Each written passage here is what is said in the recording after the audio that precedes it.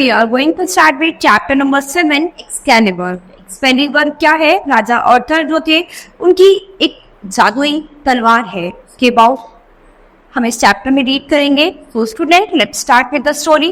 The story of King Arthur, the greatest of the legendary British heroes, has fascinated people through the ages. तो क्या है ये story जो है ये राजा आर्थर की है जो ब्रिटिश के हीरो थे उनकी स्टोरी है. When he was only a chilla,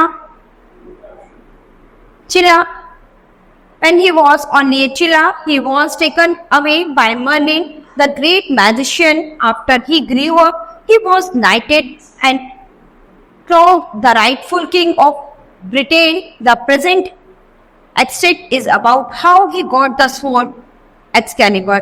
तो प्रेजेंट में वो क्या बताना चाहते हैं कि कैसे उनकी जो तलवार थी वो कैसे थी, एक्सकैलिबर कैसे बनी, उसके अंदर जादुई शक्तियां कैसे आई, तो उसके बारे में हम इस चैप्टर में पढ़ेंगे. One day, not long after Arthur became the king of Britain, he went for a ride in the woods. तो एक दिन क्या था, राजा आर्थर जो थे वो ब्रिटेन के किंग के पास आए और उसके बाद उनके साथ जंगल की तरफ राइड करने के लिए जाते हैं.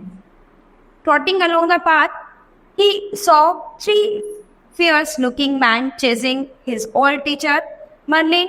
Now, Merlin was a powerful enchanter with magic at the tip of his fingers, but he didn't seem to be using it. तो क्या था, एक दिन जब वो रास्ते पर से जाते हैं तो उन्हें तीन लोग दिखाई देते हैं जिनमें से एक क्या है, पुराना टीचर्स होता है Merlin.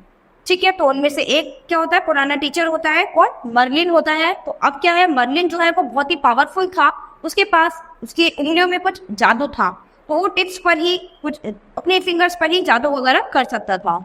Arthur spurred his horse and rode after them, his sword to drawn. As his thundering horse reached them, the three men fled, and Merlin tripped and fell. Arthur drew in the reins and leapt down from the saddle. Merlin rose, dusted his untidy robes, and set his pointed cap straight. उसके बाद उसे अपनी cap जो थी वो straight वहां पर जमीन पर डाल दी. It dropped to one side. Now see what you have done, charging up like that and startling me. Run by head. उसके बाद उसकी हेड जो थी वो एकदम बर्बाद हो गई. He snapped. Arthur grinned, taking no notice of Merlin's tone. तो क्या है, अर्थर चिल्लाता है और कहता है कि तुमने मतलब नोटिस नहीं कर रहे हो कि उसको. If I had not come charging up, as you call it, those rogues would have cut your throat. Your magic didn't seem to be doing anything. कि क्या आप तुम्हारा मैजिक कुछ भी काम नहीं कर रहा है. वो मर्लिन से कहता है कि तुम्हें दिखाई नहीं दे रहा, मेरी जो हैट है वो वहां पर गिर गई है, हो गई है, तो अब तुम्हारा मैजिक कोई भी काम नहीं कर रहा है कुछ भी. Merlin grinned like a naughty school boy. तो मर्लिन क्या है, मर्लिन जो है वो एक शरारती स्कूल के बच्चे की तरह. Oh no, then you are wrong my boy, कि यहाँ पर तुम गलत हो. I would have dealt with those knaves without even straining myself, but then you would not have come charging to rescue, and I wanted you here. Now come along, we have things to do.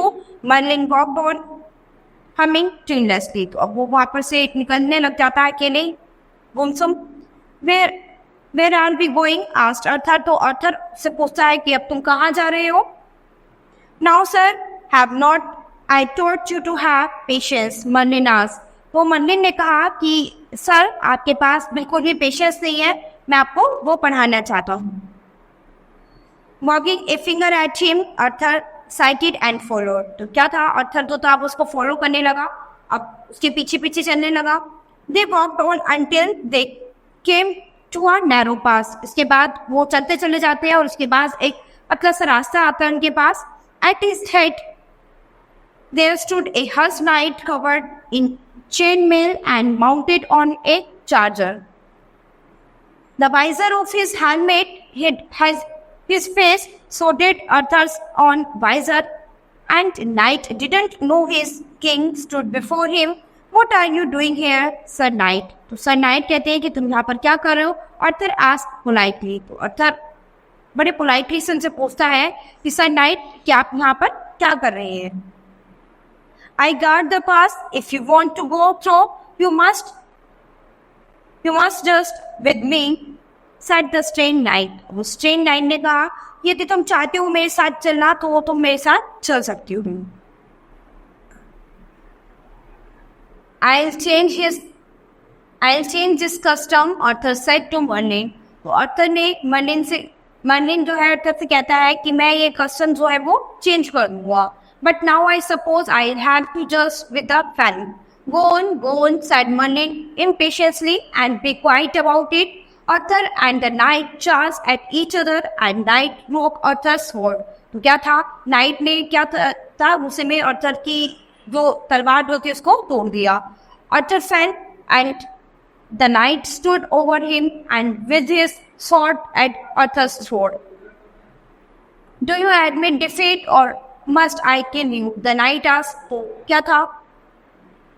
तो night उससे पूछता है कि क्या तुम्हें स्वीकार है कि मैं तुम्हें जरूर या फिर मैं तुम्हें मार दूं. स्वीकार या तो इस चीज को स्वीकार कर लो, नहीं तो मैं तुम्हें मार दूंगा. Death will come when it is time, but admit defeat I will not, Arthur cried and sprang up. अब इसके बाद अर्थर जो था वो रोने लगा, चिल्लाने लगा. The two fought, Arthur without a sword. तो क्या था? अब ये दोनों आपस में झगड़ा करने लगे, लड़ने लगे, लेकिन अब अर्थर क्या था? उसके पास तलवार नहीं थी, उसके पास कोई हथियार नहीं था, वो एकदम निहत्था हो गया था. The knight after a struggle had Arthur in his grip and was going to plunge the sword in when Merlin walked up and slapped his hand away. तो क्या था? अब जैसे ही उसके हाथ से तलवार छूट गई थी तो अर्थर के पास कुछ भी नहीं था. अब जैसे ही वो अपनी तलवार लेकर उसको मारने के लिए चलता है नाइट, तो जैसे ही वो उसको मारने के लिए जाता है तो वहीं पर मर्लिन आता है और उसको रोक देता है और उसको अपने हाथ से थप्पड़ मार देता है और वो वहीं पर रुक जाता है. That's enough now, he said sharply to the knight as though he were a little boy. The knight is too good for your sword. तो क्या था? उसने बताया कि नाइट जो है वो तुम्हारी तलवार के उसमें बहुत ही अच्छा है. Who is he? The knight asked. तो नाइट ने पूछा कि ये कौन है? Your king, said Merlin quietly. तो मर्लिन ने बड़े ही शांत होकर कहा कि ये क्या है? तुम्हारा राजा है. The knight dropped his arm in fear, then raised it again. The best way to escape the king's anger was to kill him. तो क्या था? अब राजा जो था उसको गुस्सा आ रहा था कि उसको मार रहा है क्योंकि इसलिए उस पर नाइट ने हमला किया था. But before his sword could come down, Merlin spun an enchantment around him, and the knight dropped to the ground and fell into a deep sleep. Merlin had the dazed king mount his horse. Arthur shook his head and looking down saw the steel from the knight. Oh dear, you have killed the poor chap, he said. You didn't have to do that. कि तुम्हें ये बिल्कुल भी ऐसे नहीं करना चाहिए था. This poor chap would have killed you, Merlin said impatiently. अब उसके पेशेंस खत्म होते हुए वो कहता है कि तुम्हें ये उसको ऐसे नहीं मारना चाहिए था. And he is not dead. He was not worth that much. I have just put him to sleep. कि वो भी सोया हुआ है, वो मरा नहीं है. Now let's be off. अब तुम यहाँ से जा सकते हो. We have things to do and your wounds must be very indeed. Merlin took Arthur to a hermit who knew all the plants that held, and hermit bound the wounds as they were leaving the hermit shelter. Arthur said, Merlin, I have no sword. अब Arthur जो है वो उससे कहता है Merlin से कि मेरे पास कोई भी अब तलवार नहीं है. Don't worry, there is one for you, he said. अब इसने कहा कि परेशान मत हो, अभी यहाँ पर तुम्हारे पास एक तलवार है. They rode through the forest until they came to the shores of a calm blue lake. तो उससे कहा कि जब तुम इधर जंगल की तरफ जाओगे तो आगे जाके तुम्हें एक नीली झील मिलेगी. In the middle of the lake was an arm clothed in white silk. तो जब तुम उस झील के बिल्कुल बीच में होगे तो वहां पर क्या है? एक कपड़ा होगा, मतलब व्हाइट सिल्क में एक कपड़ा होगा. In this hand was a shining mighty sword just sparkling on the head.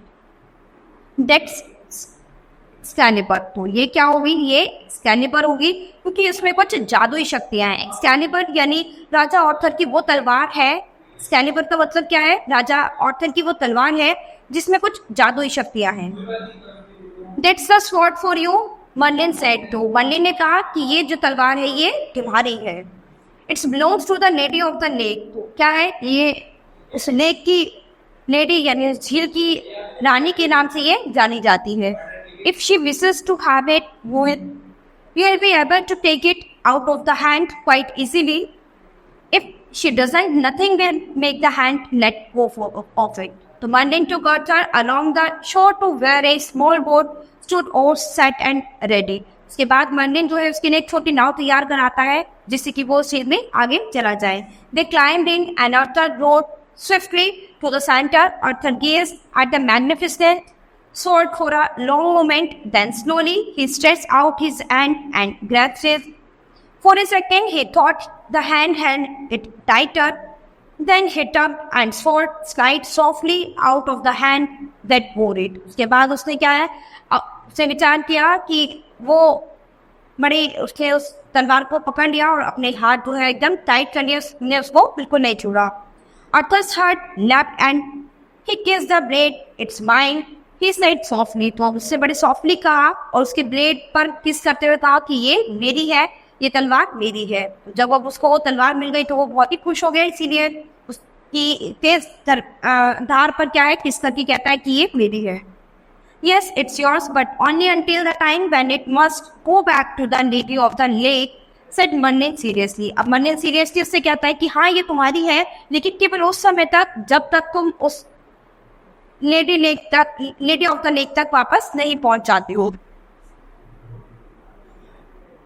Remember that always. तो तुम्हें हमेशा ये याद रखना है कि ये तलवार तुम्हारे लिए तभी तक ही काम करेगी जब तक तुम इस लेक के आसपास नहीं पहुंच जाते हो. Excalibur remained with King Arthur till he fought his last battle. इसके बाद जो ये जो तलवार थी राजा अर्थर की, इसके साथ वो जब तक लड़ता रहा जब तक उसका लास्ट युद्ध नहीं हुआ. आखिरी युद्ध तक वो अपनी जादुई तलवार के साथ लड़ता रहा. As he lay dying, he remembered Merlin's words and convinced his faithful knight Sir Bedivere to throw it back into the lake. तो उसके बाद उसको जो मर्लिन के वर्ड्स थे उसको याद रहे कि उसको क्या है कि इस तलवार को तब तक यूज करना है जब तक वो जिंदा है. उसके बाद क्या है उसको वापस उसी लेक में जाकर उसको डाल दें.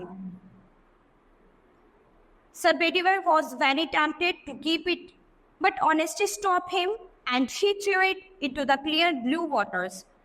As it dropped, an arm rose out of the lake, caught the sword and whirled it 3 times. Then the hand, along with Excalibur, vanished into the lake, and Excalibur is still there waiting for King Arthur to ride again. तो क्या था उसके बाद जो उस राजा की बात जो राजा बना था वो चाहते थे कि वो उस तलवार को उनको दे जाए, लेकिन मर्लिन से उन्होंने वादा किया था तो इसीलिए वो वापस उसी लेक में जाते हैं और उस तलवार को उसी झील में डाल देते हैं. तो वो जो तलवार है एक्सकैलिबर, ये जो राजा अर्थर की तलवार है, वो आज भी उनका इंतजार करती है कि राजा अर्थर वापस उसको उठाएंगे और उसके साथ उससे युद्ध करेंगे. तो उस झील में वो जो तलवार है आज भी राजा अर्थर का वेट करती है. तो यहाँ पर स्टूडेंट्स ये राजा अर्थर की तलवार थी, एक मैजिक, इसमें क्या था कुछ मैजिक जादुई शक्तियाँ थी. तो इसके अबाउट हमने इस चैप्टर में पढ़ा है. So student this chapter is finished. We will start with the next chapter in the next class. Thank you.